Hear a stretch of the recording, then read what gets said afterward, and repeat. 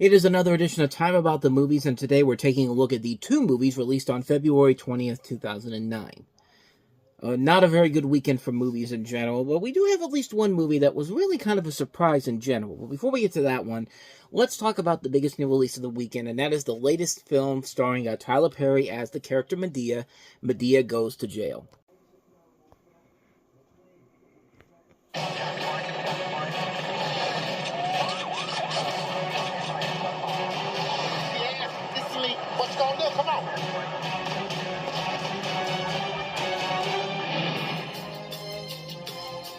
Oh, you look so bad. You look bad. You look like you've been doing hard time. I say, if you come up to me, I'ma cut it. For real? Yeah, that's what I did. I cut her. Really? Yes. They got women's up here with danglers, and I cut her right off. She's a lady. Whoa, whoa, whoa, she's a lady. Did you see Basic Instinct? Well, this ain't that kind of movie. She's a lady, and the lady is mine.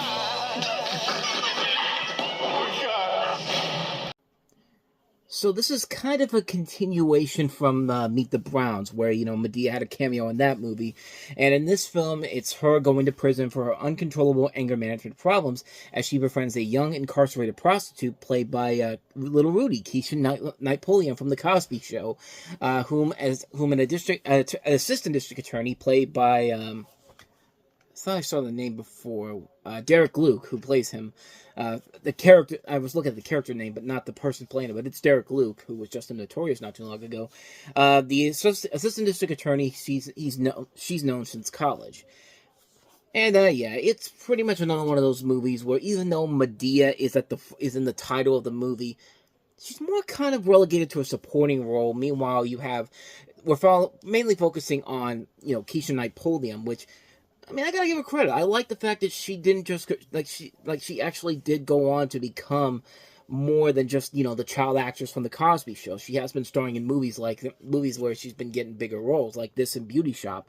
So I guess that's one thing that's kind of working towards the film overall. It's kind of a good cast overall. You got Viola Davis, Vanessa Felito, Sofia Vergara, Ian Overman. I mean, there's a lot of good people in here, and like I said, I'm not the biggest Madea aficionado, and in fact, I wouldn't even say that any of these Madea movies are that great, but then again, I really don't know much about the character as a whole, but, Tyler Perry has a built-in audience that will go to these movies, and sure enough, this thing was a massive hit. I mean, it's interesting when you look at the numbers, 90 million worldwide, even though this had a $40 million opening weekend.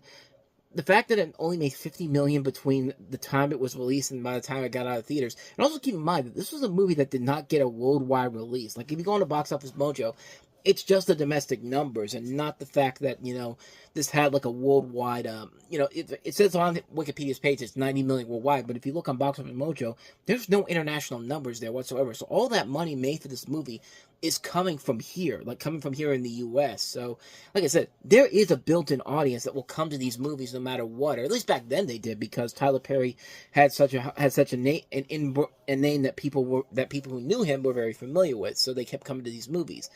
For someone like me who hasn't really been catching up with Tyler Perry overall, I mean, it is what it is. Like I said, it's not a bad movie. It's just a film that I really don't have much of a personal interest in, per se, because I've never been invested in the stuff that Tyler Perry had done at that point.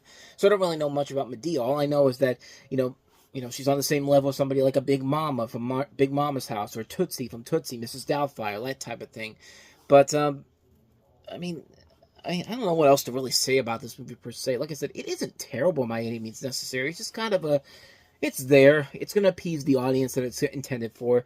And meanwhile, newcomers, I don't think are really going to get that much invested into it. But I think even at to a certain point, once these movies kept going on and on and on, I think the people that were so built in with the Tyler Perry fandom started to get sick and tired of it at a point too. But not right now, because this was actually the most successful movie released with the Madea name attached to it. And I think it still is Tyler Perry's most successful movie, if I'm not mistaken. But I mean, yeah, like I said, it's not made for me, but for the audience that's going for it, they're definitely going to get a kick out of it. So what am I going to say to that?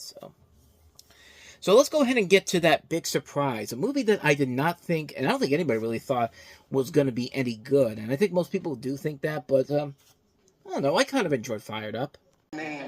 Jennifer, hi. Are you going to the bonfire I tonight? was just saying to my boy Shawnee, I cannot wait to go to the bonfire tonight so I can hang out with Jennifer. Nick and Sean are two of the best players in the state. Oh, bump the football camp? 2 weeks without girls, it wouldn't be bumped. But this summer, Are you guys psyched for cheer camp or what? There's gonna be 300 girls up there who want it just as much as we do. 300 girls who want it just as much as we do. Screw football. Let's go cheer. Donna Show! What a fantastic idea! Come on, it's Nick and Sean. they'll boldly go You might have everyone else fooled, but not me. where no player has ever gone before. I think our bus crashed and we're in heaven. Now, What's that you smell? You're at university now. Fire up, university! Welcome to cheer camp! She's such a fox. What are you doing later? Not you. Damn it! the guys who never thought they could fall for anyone. Where are you going, bro? Carl and I are gonna work on the reverse cartwheels. I'm having trouble with my rotation. It's like, you like her. I knew it. You're gonna ruin everything. Ow! Will have to take their game Guys, this is my boyfriend. What's up, guys? I'm Dr. Rick. Really? Pound? to a whole new level. He's pre-med at Illinois. Then why do you call yourself doctor? Why put off the inevitable? Who's that? The Panthers. You guys came back. We're a different team this year, Gwyneth. See you on the cheer field. It's that big chunk of grass you come in last on every year. Panthers out. What do the Panthers have that you don't have? Laser hair removal. Kick-ass cheers. Confidence. Let's do this. I want to cut the blonde one. What? I'm just saying. I haven't felt this way before. I gotta tell her. I really like. Colin Davidson! What's up, Dick? It's Rick. Dr. Rick. I keep doing that. You just look like such a dick to me. Fired up. See you guys. We're close. What do you two think you're doing? Practicing al dente? Proceed. Hey, Tigers! Yeah! Dude, I like it. I think John Michael Higgins there kind of summed up my thoughts on this movie. I like it. I mean, that's pretty much how I feel about this movie in general. It's a film where it's just kind of like, I shouldn't like this movie, but in the end, yeah, I thought it was actually kind of good, even though I will admit the fact that it's a raunchy comedy and it's only going for a PG-13 rating, I think kind of misses the point of what they're trying to accomplish here. I mean, hell, Bring It On was much more raunchier and more risque than this movie is, and but why did it work for me? Well, the story here is basically that you have two popular high school football players. One of them is played by Eric Christian Olsen, who the last time he was in a movie in high school, he was Lloyd from the Dumb and Dumber prequel, When Harry Met Lloyd, which basically tells you that, yeah, these two would never pass as high school students at this point. The other one's Nicholas DeGusto, who they decide that these are football players who decide to attend a cheerleading camp for the summer to get close to its 300 female cheerleaders, aka to sleep with nearly every one of them. As the poster literally says, 2 guys, 300 girls, you do the math. Yeah, 150, I do the math. 150 girls each time that will tell you, no, hard pass, no. But like I said, this is a movie that looked like it was primed for failure. It was being dumped in February. You know, it's a movie that's supposed to be a raunchy sex comedy, but it's PG-13. Like, I mean, we've seen this movie done before so many times. The concept has been done so many times before. What was it that made this movie something that I would say it's actually kind of good? Well, for one thing, the director of this movie is Will Gluck. Now, Will Gluck is a name you may be familiar with, but you've seen a movie that he's been involved in. You know, this is the guy that did Easy A. He did Friends with Benefits. He did the Annie remake, which I really like the Annie remake. I like the Peter Rabbit movies. The only one I don't like of his movies is Anyone But You, but that's the one that was the big box office hit because of, Glenn Powell and Sydney Sweeney. But, just because you have 2 of the hottest stars in a movie doesn't make it a good movie, and I did not like that movie one bit, and I wish that those 2 would fire the people that's picking their scripts for them. But plug my other video, Glenn Powell, Sydney Sweeney, Ariana DeBose, 3 great actors, really bad movie choices. Check it out in the corner. But with all that said, why does this movie work?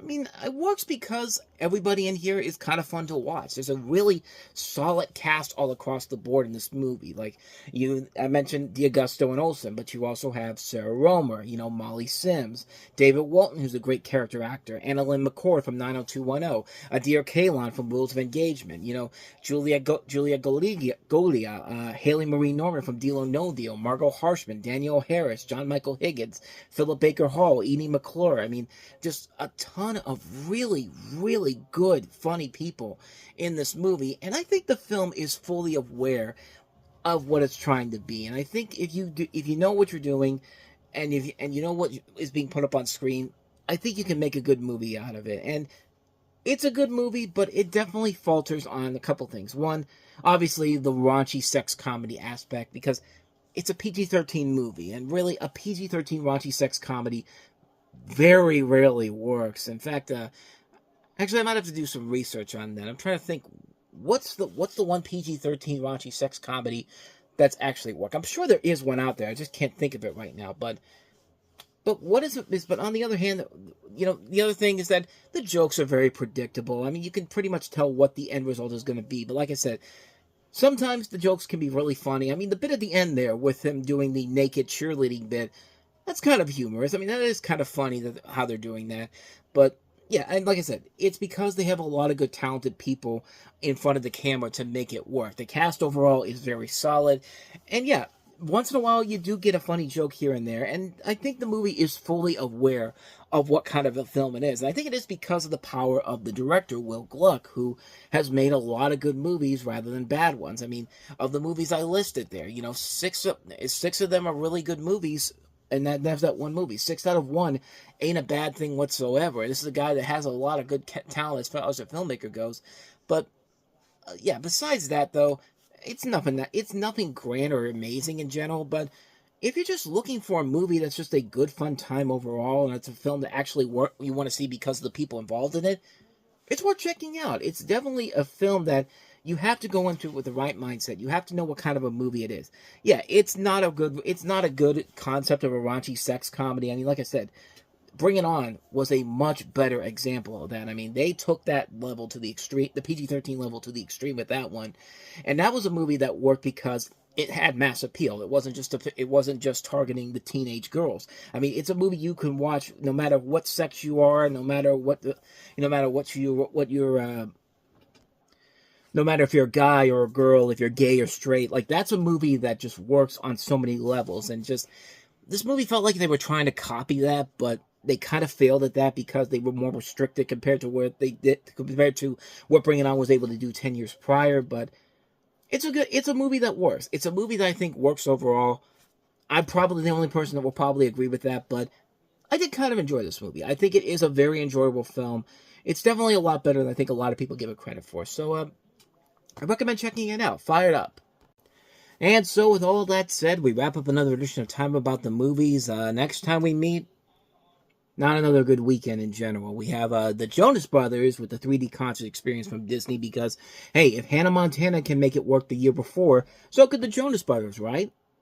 Well, not so much. But we also have the infamously bad Street Fighter, The Legend of Chun-Li, the movie that makes the 94 Street Fighter movie look like a cinematic classic by comparison. So, like I said, not a very good week for new movies coming up next week, but we'll check that out tomorrow on the show. So definitely be on the lookout for that. But with all that said, though, thank you so much for watching. And if you did enjoy this video and want to see more like it, please go ahead and hit that playlist on the next page. Right there.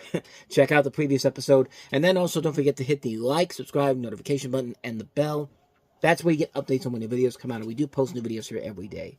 And don't go too far away, because coming up on Time About the Movies Flashback, we're flashing back to Memorial Day weekend 1987. And we have 2 movies on that show, but they are certainly a lot better than Madea Goes to Jail and Fired Up. We've got Beverly Hills Cop 2 and also The Chipmunk Adventures. So we will take a look at those movies on Time About the Movies Flashback, which will be coming up after I post this web. So stick around, because we will be back.